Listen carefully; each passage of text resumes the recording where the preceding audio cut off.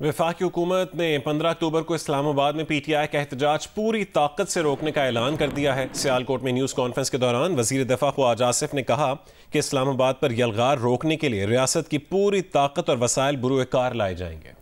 किसी कीमत पर पाकिस्तान की इज्जत के खिलाफ इकदाम की इजाजत नहीं देंगे। PTI दोबारा 9 मई करना चाहती है। बार बार खैबर पख्तूनख्वा से यलगार हो रही है।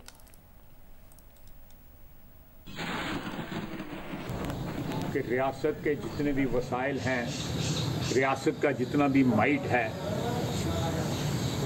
वो इंशाअल्लाह ताला कार फरमा होगा इस यलगार को और पाकिस्तान की जो है साख को तबाह करने का जो एक अटैम्प्ट है। ये पाकिस्तान की सालमियत पे हमला है। उसको रोकने के लिए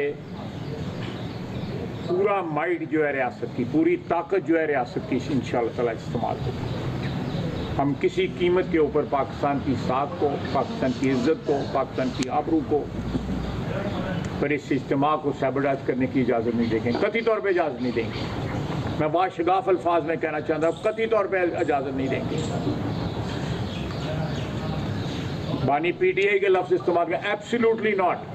वो तो जाली एब्सोल्युटली नॉट था, ये असली एब्सोल्युटली नॉट है जो मैं कह रहा हूँ। अदालतों को ये नज़र नहीं आ रहा है ये क्या कर रहा है वफाकी हुकूमत के साथ और पाकिस्तान की सालमियत के साथ।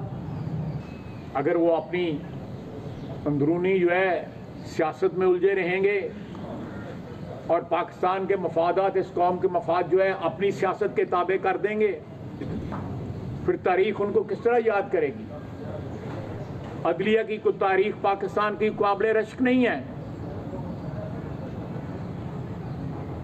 उसी लाइन में, उसी कॉन्टिन्यूटी में फिर इनका भी नाम लिखा जाएगा। हकामे के ऊपर जो है नवाज शरीफ का ऐद हो सकता है। तो ये इसका जो यलगार है कैपिटल के ऊपर, पाकिस्तान के ऊपर जो अटैक है, वो अदालतों को नजर नहीं आ रहा।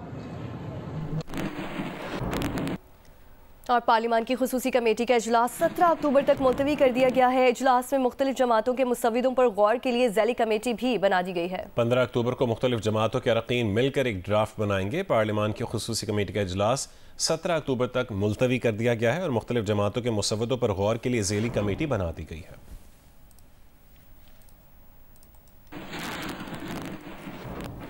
कमेटी के इजलास के बाद पीपल्स पार्टी के सेनेटर शहरी रहमान ने बताया कि पीपल्स पार्टी के अलावा किसी जमात ने अब तक आईनी तरमीमी मुसव्वदा पेश नहीं किया है।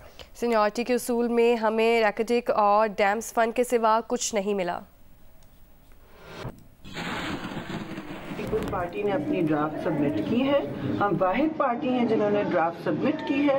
चेयरमैन बिलावल भुट्टो ज़रदारी सफ़े अव्वल में हैं। इसको इसी तरह आगे चले, मामला शफाफियत से और शराकतदारी से। और हमारी कोशिश है कि हम हर पार्टी के साथ, स्पेशली JUIF गवर्नमेंट और दूसरे हमारे इत्तेहादी जो हैं, उनके साथ कंसेंसस क्रिएट करें। ये मैं कह दूं कि बार बार ये बात की जा रही है जी दोस्तों से भी कि ये असॉल्ट ऑन द कोर्ट जो हम करने जा रहे हैं, कहाँ से मुझे बताइए assault on the court appointment के हवाले से होती है। आपको मैंने सारे गिनाना चाहूँगी कितने कितने ममालिक में किस तरह अपॉइंटमेंट्स होती हैं। अमेरिका में प्रेसिडेंट नॉमिनेट करता है, सेनेट का पैनल उनको अच्छी तरह उनकी छांटी करके फिर उनको अप्रूव करता है। उसके बाद आप किसी भी कॉमनवेल्थ मुल्क में देख लें ये असॉल्ट कैसे है।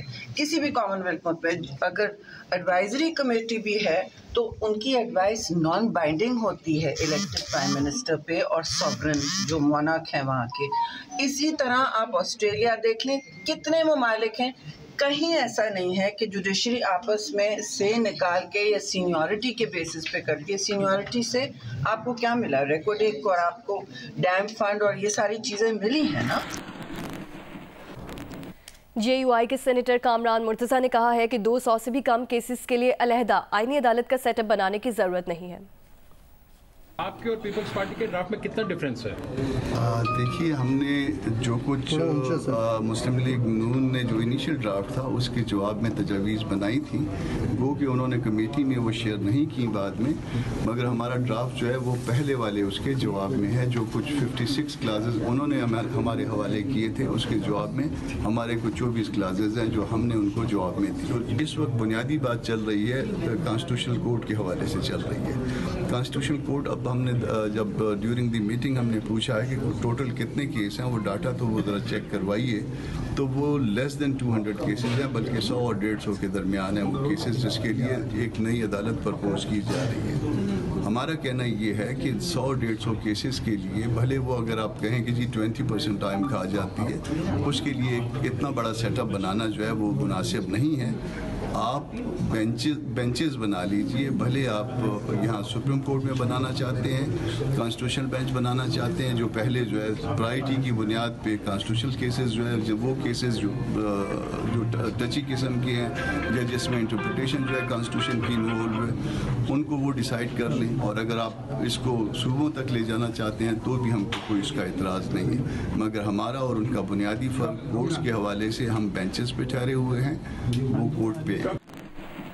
आपको बराह रास्त लिए चले वज़ीर आज़म कन्वेंशन सेंटर इस्लामाबाद में पहुंच गए हैं। वज़ीर आज़म मोहम्मद शहबाज शरीफ ने इंतज़ामात पर इत्मीनान का इजहार भी किया है और इस्लामाबाद में शंघाई ताउन तंजीम का सरबराही इजलास वज़ीर आज़म मोहम्मद शहबाज शरीफ इस वक्त वहां पर पहुंच गए हैं। इंतज़ामात का जायज़ा भी लिया है और जिना कन्वेंशन सेंटर का उन्होंने दौरा किया है।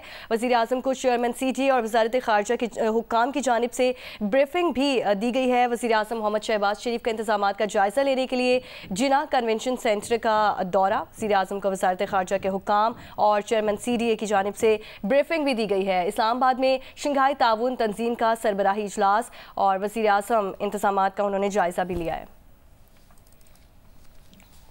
और खुसूसी पार्लिमानी कमेटी इजलास में हुकूमती जमातें एक पेश पर आ गई हैं। हुकूमत की आइनी तरमीम के इब्तदाई 56 निकाती मुसवदे पर पार्लिमानी रहनुमाओं से मुशावरत जारी है। तफसील जानेंगे वक़ार सत्ती से। वक़ार, कौन से मुसवदे पर बात आगे बढ़ रही है जो अभी पेश किया गया नून लीग की जानिब से? देखिए, नून लीग चूंकि वो खुद वो स्टेक होल्डर है, वो पार्टी है, ये हुकूमत की तरफ से या नून लीग की तरफ से हम कह सकते हैं, उन्होंने अपना मुसवदा जो है वो आज पार्लिमानी पार्टी जो है आइनी तरमीम 26वीं आइनी तरमीम के लिए उसके हवाले किया है। हुकूमत के अलावा JUI ने भी अपना जो मुजवजा वो ड्राफ्ट है वो कमेटी के हवाले किया है। अलबत्ता जो नून लीग का ड्राफ्ट आया है, जो वफाकी वज़ीर कानून आज़म नज़ीर आरड़ ने पेश किया है इस वो कमेटी में, इसमें वफाकी आइनी अदालत की तश्कील का फार्मूला तमाम वो लोगों से वो शेयर किया गया है और इसके अलावा से 50 से ज़ायद जो तरमीम है वो तजवीज़ की गई हैं इस हवाले से। अलबत्ता ये अभी हतमी नहीं है, अभी तमाम जो जमातें हैं JUI और पीपल्स पार्टी की इस वक्त आपस में वो मुशावरत जारी है। वो दोनों एक अपना वो मुसवदा बना के लेके आएंगे जिसमें PTI की इनपुट भी होगी। तहरीक इंसाफ अपनी सिफारिशात मौलाना फजल रहमान के जरिए पीपल्स पार्टी वाले ड्राफ्ट में वो शामिल वो करवाएगी। उसके बाद बिलावल भुट्टो जरदारी एक अपोजिशन का या इसी वजह से अभी JUI वाले जो है वो जरदारी हाउस पहुंचे। एग्जैक्टली, बिल्कुल ऐसे ही है कि शरीर रहमान सेनेटर कामरान मुर्तजा को साथ लेकर और नवीद कमर भी जो है वो गए थे पहले बिलावल भुट्टो जरदारी साहब के पास, तो वहां से होके अब वो आ गए स्पीकर के पास और यहाँ पे वो मुशावरत हो रही है और इसके बाद उनका एक ड्राफ्ट बनेगा और उसके बाद जाके ये जो हुकूमत की जो तजावीज़ है इसके साथ वो बैठेंगे बिलावल भुट्टो जरदारी और उसके बाद एक जो वो ड्राफ्ट है वो मुश्तरका 17 तारीख को। बहुत शुक्रिया वक़ार सत्ती तफसीलात से आगाह करने के लिए। और वज़ीर कानून आसम नज़ीर तारड़ ने कहा है कि नए चीफ जस्टिस के तकर्रुर का नोटिफिकेशन जारी करने के लिए डेडलाइन 24 अक्टूबर है। पार्लिमानी कमेटी के इजलास के बाद गुफ्तगू में वज़ीर कानून ने कहा कि हमेशा ही चीफ जस्टिस का नोटिफिकेशन तकर्रुर से 1-2 दिन पहले ही किया जाता है। मंगल को उन्होंने कहा है कि हम जो लीगल काम करने वाले लोग हैं, कामरान मुर्तज़ा साहब हैं, मैं हूँ, अनुषा रहमान हैं, गौर साहब हैं, बैरिस्टर गौर, नवीद कमर साहब हमें असिस्ट कराएंगे साथ। उन्होंने कहा कि आप ज़रा बैठ के इन चीज़ों को एग्ज़ामिन कर लें और दोबारा कमेटी मीटिंग से पहले आपने आपस में कोई गुफ्तगू कर ली हो। सर, ये 25 के बाद भी जा सकता है आईनी तरमीम का बिल? बिल्कुल जा सकता है, 25 के बाद भी, 25 से पहले भी हो सकता है, ये 2 महीने बाद भी हो सकता है, 4 दिन के बाद भी हो सकता है। चीफ जस्टिस ऑफ पाकिस्तान का नोटिफिकेशन कब तक हो जाएगा? वो हो जाएगा जी इंशाल्लाह। कब तक सर?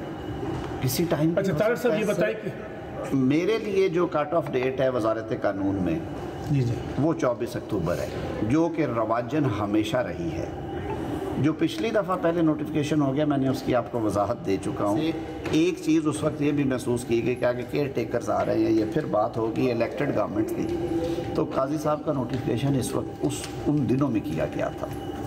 वरना आपको पता है हमेशा ये कोई ऐसी बात नहीं है, नोटिफिकेशंस हमेशा रिटायरमेंट से 2 दिन पहले।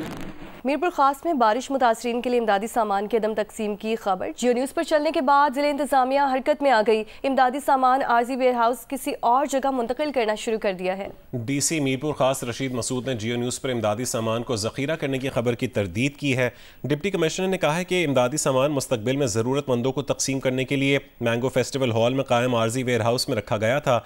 PDMA की जानिब से 1.5 महीने पहले बारिश मुतासरीन के लिए इमदादी सामान जिले इंतजामिया के हवाले किया गया था। सामान में मच्छरदानियाँ, तरपाल, किचन सेट और खेमों के अलावा तौलिए, साबुन और रोज़मर्रा इस्तेमाल की ज़रूरी अशिया शामिल हैं।